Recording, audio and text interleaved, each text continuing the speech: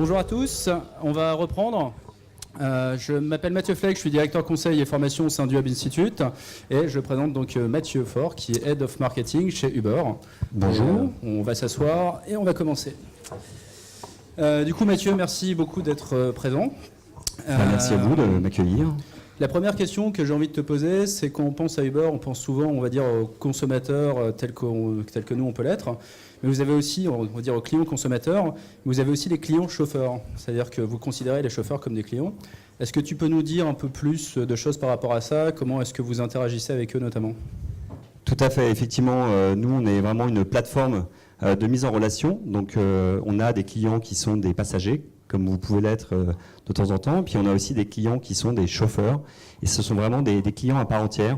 Donc, comme les clients passagers, il faut les recruter, il faut les fidéliser. Les recruter sur la plateforme et puis les fidéliser dans la durée. Donc pour ça, c'est hyper important, au-delà de toute la partie digitale, applicative qu'on peut avoir dans la relation avec eux, c'est très important pour nous d'avoir une relation qui soit aussi une relation physique.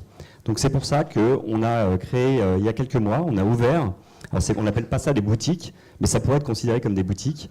Ce sont en fait des espaces d'accueil pour les chauffeurs. La plus grande est à Aubervilliers, donc au nord de Paris. Il y a 500 mètres carrés où on accueille en fait 4500 chauffeurs par semaine qui viennent nous voir, soit parce que ils ont besoin d'informations pour devenir eux-mêmes chauffeurs, soit parce que ce sont des chauffeurs existants et ils ont des questions, voilà, ils veulent nous rencontrer ou nous on veut les rencontrer.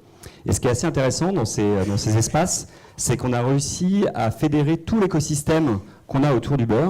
Donc, les chauffeurs peuvent retrouver du conseil juridique, du conseil financier, des loueurs de voitures, des assureurs, etc., qui ont tous des corners dans cet espace. Et donc, du coup, le chauffeur, quand il arrive, il peut avoir tout l'écosystème pour devenir justement VTC, assez facilement. Ok, sachant que vous recevez quand même 4500 personnes par semaine, donc c'est assez conséquent. C'est colossal, il y a 500 mètres carrés, il y a 21 experts, voilà, il y a 2000 places de parking aussi, parce que forcément, les chauffeurs, ils viennent avec leur voiture, donc il faut pouvoir aussi les recevoir convenablement. Parfait. Du coup, deuxième sujet, c'est plutôt sur l'application qui vient d'être mise à jour il n'y a pas très longtemps. Il y a des différentes fonctionnalités qui sont proposées. Il y a notamment le fait que la façon dont le prix est présenté a évolué. Est-ce que tu peux nous en dire plus par rapport à ça ? Tout à fait. Alors on a revu l'application. Alors pour ceux qui l'utilisent, vous avez dû voir ça, c'était au mois de décembre. On l'a fait progressivement parce que c'était un mouvement très important chez nous. C'était pas juste de redesigner l'application, c'était vraiment de revoir un peu toute l'expérience utilisateur. Il y avait 3 objectifs. Le premier, c'est d'être encore plus rapide dans la prise de commande. Le deuxième, c'est d'être le plus simple possible, encore plus simple que l'application antérieure. Et le troisième objectif, c'était de faire du temps de trajet un temps le plus utile possible. C'est vrai que jusqu'à présent, quand on utilisait Uber, c'était plutôt au début, avant de monter dans la voiture, et après, pour pouvoir noter, récupérer sa facture, etc. Et pendant le trajet, finalement, on n'utilisait pas tellement l'application. Et donc pour ça, on a revu vraiment toute l'expérience et on est vraiment focus sur la destination. Donc aujourd'hui, on ne vous demande plus d'où vous partez, on vous demande où vous voulez aller. Et sur cette base-là, du coup, on va vous proposer ce qu'on appelle l'upfront pricing, c'est-à-dire qu'on va vous calculer en fonction de l'heure, des trajets, du trafic, etc., de l'offre et de la demande. On va vous proposer un prix, du coup, qui est le prix unique pour votre trajet jusqu'à la destination. En parallèle de ça, on réfléchit aussi pour apporter du service par rapport à la destination ultime. Et si cette destination est par exemple un aéroport, on peut vous proposer, donc ce n'est pas encore le cas aujourd'hui, mais ça pourrait être le cas demain, après-demain, on peut vous proposer tout un tas de services par rapport à cette destination, donc des services qui sont contextualisés. Donc typiquement, vous vous rendez dans un aéroport, et là, on va vous proposer la liste des boutiques qui sont dans cet aéroport, le temps d'attente au contrôle de sécurité en temps réel, si on arrive à plugger justement des flux d'informations de l'aéroport, etc., etc. Donc par rapport à ces destinations, que ce soit un aéroport, un stade de foot, un restaurant, etc., on pourra vous proposer un certain nombre de services contextualisés. Okay. Il y a toute une partie aussi sur l'utilisation de l'API d'Uber qui permet de se connecter à différents services, notamment Google Maps ou des boutons comme Concierge ou des services comme Mon Docteur. Est-ce que tu peux en dire un petit peu plus sur cette partie ? Complètement. Aujourd'hui, l'objectif, c'est aussi d'exporter notre technologie là où les gens ont besoin d'être mobiles. Et là où les gens ont besoin d'être mobiles, c'est pas toujours systématiquement dans notre application. Ça peut être sur des applications tierces. Donc là, on a travaillé depuis, je dirais, 2-3 ans en partenariat avec un certain nombre d'applications tierces où il y a un besoin de mobilité. Donc l'exemple le plus connu, c'est Google Maps. Alors je ne sais pas si vous avez tous Google Maps. Du coup, dans Google Maps, quand vous mettez votre destination, on vous propose le temps en voiture, en métro, etc. Et en métro, en alternative à, je ne sais pas, vous allez à Boulogne, donc je ne sais pas, le RER et le PC, on va vous proposer d'y aller en Uber et on va vous donner en temps réel trois informations. Le premier, ça va être le prix ou en tout cas l'estimation budgétaire. Le deuxième, ça va être le temps du trajet en temps réel, tenant compte encore une fois du trafic, etc. Et la troisième information, c'est pour vous dire que votre chauffeur, il est là dans 2, 3, 4 minutes, etc. Et donc là, vous avez la possibilité en un seul clic, sans passer par l'application Uber, directement depuis l'application Google Maps, de commander votre Uber. Après, si votre compte est logué ou pas, après, voilà, vous avez juste cette étape ou pas, si c'est déjà fait la première fois. Et ensuite, du coup, c'est ultra simple. Donc ça, on l'a fait avec Google Maps. On l'a fait avec d'autres applications où c'est peut-être un peu moins évident, parce que Google Maps, ça reste quand même de la mobilité. Donc typiquement Mon Docteur, je ne sais pas si vous connaissez l'application ou le site Mon Docteur, c'est pour simplifier la prise de rendez-vous chez des médecins. Donc simplifier la relation entre les médecins et les patients. Donc c'est assez simple, en 2 clics ou en quelques clics, vous pouvez prendre rendez-vous chez votre médecin et vous recevez un email de rappel de rendez-vous quelques heures avant votre rendez-vous. Et là, dans cet email, vous avez, je ne sais plus comment ça s'appelle exactement le bouton, mais se déplacer. Et donc là, vous cliquez là-dessus.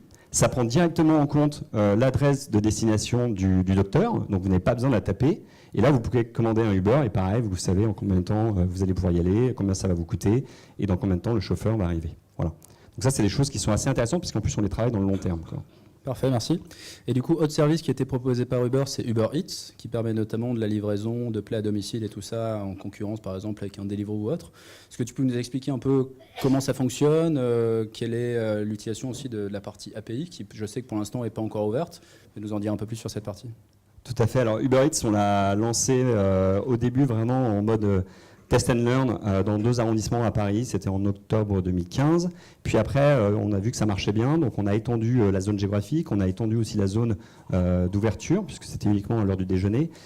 Donc depuis mars 2016, c'est maintenant dans tout Paris, à toute heure du jour et presque de la nuit. Aujourd'hui, on est dans 40 villes du Grand Paris. On est ouvert à Bordeaux la semaine dernière et au mois de décembre à Lyon. Donc voilà, ça s'étend. C'est un peu comme Deliveroo en termes d'expérience et de service. Et ce qui est assez intéressant, c'est que justement, ce qu'on a fait avec l'intégration de l'API Uber, on voudrait faire la même chose avec Uber Eats. Donc aujourd'hui, c'est pas encore ouvert, mais on est en train de travailler avec un certain nombre de retailers justement pour proposer, au-delà de la livraison de repas, d'autres livraisons d'objets en utilisant justement cette intégration API. Aux États-Unis, ça existe déjà avec un service qui s'appelle Uber Rush à New York, où vous pouvez justement commander et vous faire livrer, je ne sais pas, des fleurs, des pâtisseries, etc., etc. Soit des acteurs e-commerce, soit des acteurs physiques. Donc ça peut être la pâtisserie du coin ou le fleuriste du coin. Voilà. Parfait. Et du coup, alors Uber, c'est une marque qui est assez observée de manière générale, qui est souvent présente dans l'actualité, tout ça. Et on attend un peu aussi quels sont tes conseils. Tu vois, ici, tu as plein de retailers dans la salle. Qu'est-ce que tu as envie de leur dire? Quel est le conseil, entre guillemets, du directeur marketing d'Uber France? Alors nous, ce qu'on fait souvent chez Uber, après c'est pas toujours valable partout, c'est ce qu'on appelle le launch and learn, c'est-à-dire qu'en fait, plutôt de tester pendant des mois et des mois en vase clos ou en interne, etc., on essaye le plus vite possible de lancer les produits, de les confronter vraiment au business réel, à la vie réelle, pour pouvoir justement optimiser en flux tendu, en temps réel, l'expérience utilisateur. Et chez nous, l'expérience utilisateur, encore une fois, c'est des 2 côtés. Pour Uber Eats, c'est même des 3 côtés, puisque vous avez ceux qui commandent à manger, ceux qui livrent, et puis ceux qui font le manger, donc les restaurants. Donc ça nous permet à chaque fois de lancer très vite. Donc par exemple, Uber Eats, 2 arrondissements à Paris, on arrive à tester très très vite, à lancer très vite, et à tester en temps réel, et à optimiser ensuite l'expérience sur les 3 types d'acteurs.